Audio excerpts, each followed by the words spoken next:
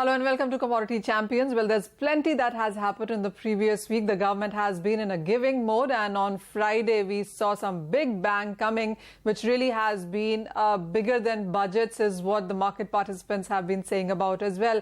There is one sector which also has seen some reforms coming in. The minister has said that the mining industry is going through reforms. We've seen some changes. It also has been about transforming investor-friendly changes that we have seen. And Mines and Mineral Act 2015, the amendment that is there, is something that the markets are quite keenly watching for. But the sector really needs a lot, and that is what we are going to discuss today on the investment, employment and sustainability of mining sector going forward from here.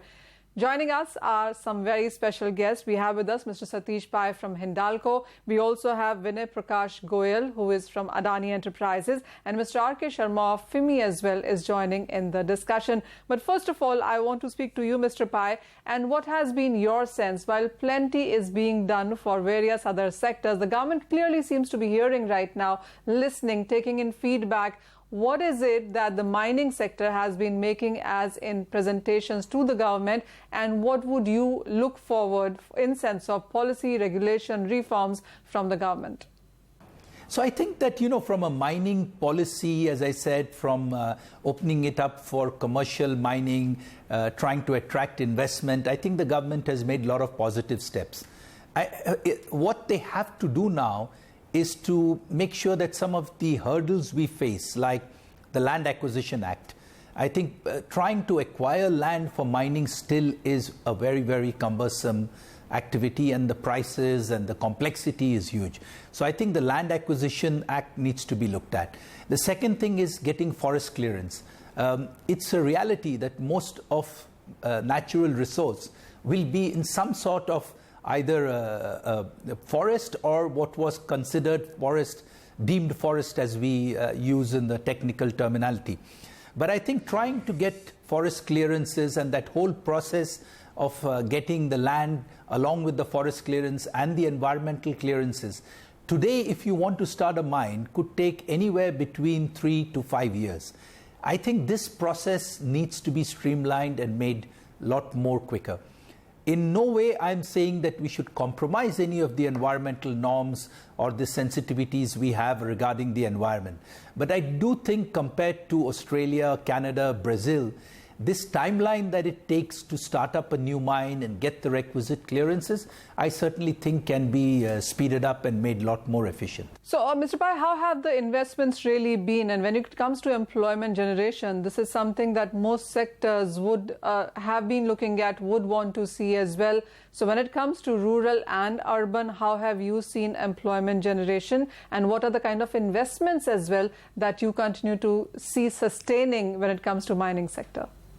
So when mining comes to a place, so I can just give you the examples where we mine.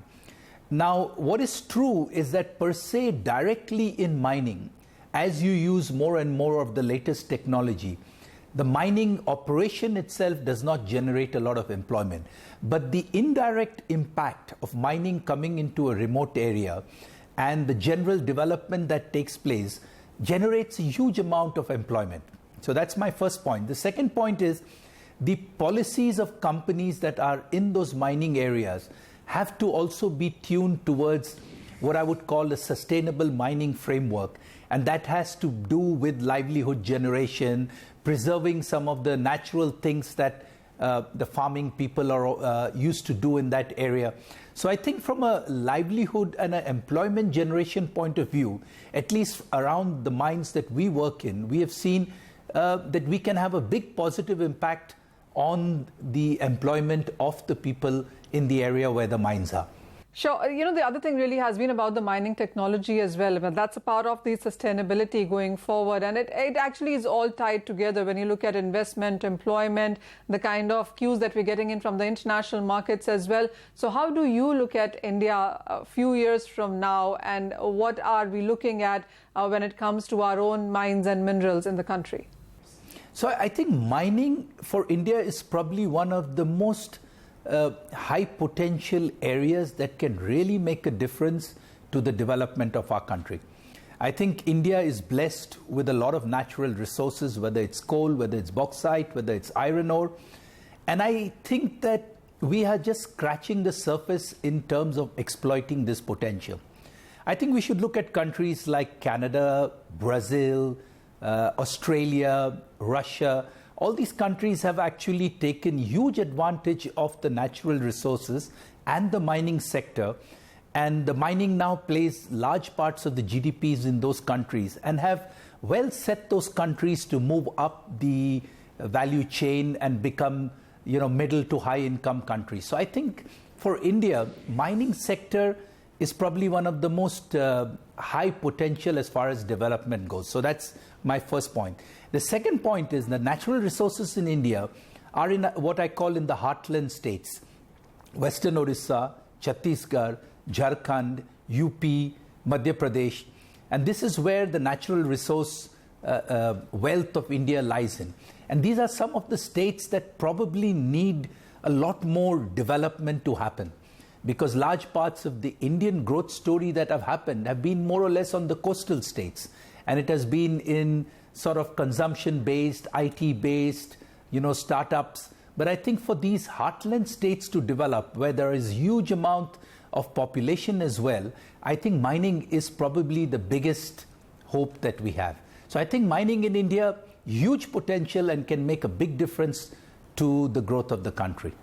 Mr. Pai, I would also want your sense on how are you looking at the global headlines, the demand growth slowdown, the US and China trade dispute, and what kind of an impact has it had on metals as a sector? So 2019, I think, we started the year thinking that the first half of the year is going to be a little bit tough because the US-China trade wars were just sort of gathering steam. And there was an expectation that by the second half of the year, some sort of a compromise would be found and that the commodities market and metals in general would pick up. So I guess to summarize, what's happening is that latter part of the pickup that we were expecting in the sense of the US-China trade wars being sort of sorted out have not really happened. So if you look at worldwide demand for the metal, it's sort of flat right now. So there's not much growth. And then to top it all, you have got many countries that are sort of not doing too well, China being the most important one for us. So I think that overall 2019 is going to be a tough year for metals and commodities in general. All right, Mr. Pai, I will let you go at that. So that clearly seems to be the view coming in from the market, that the year clearly is not going to close so well for the metals as a sector, but mining as an industry can look forward to various reforms from the government. And yes, miners are doing more than what they really need to do in sense of compliance, but much needs to come in for this sector in sense of policies and reforms from the government to ensure that this one is a success.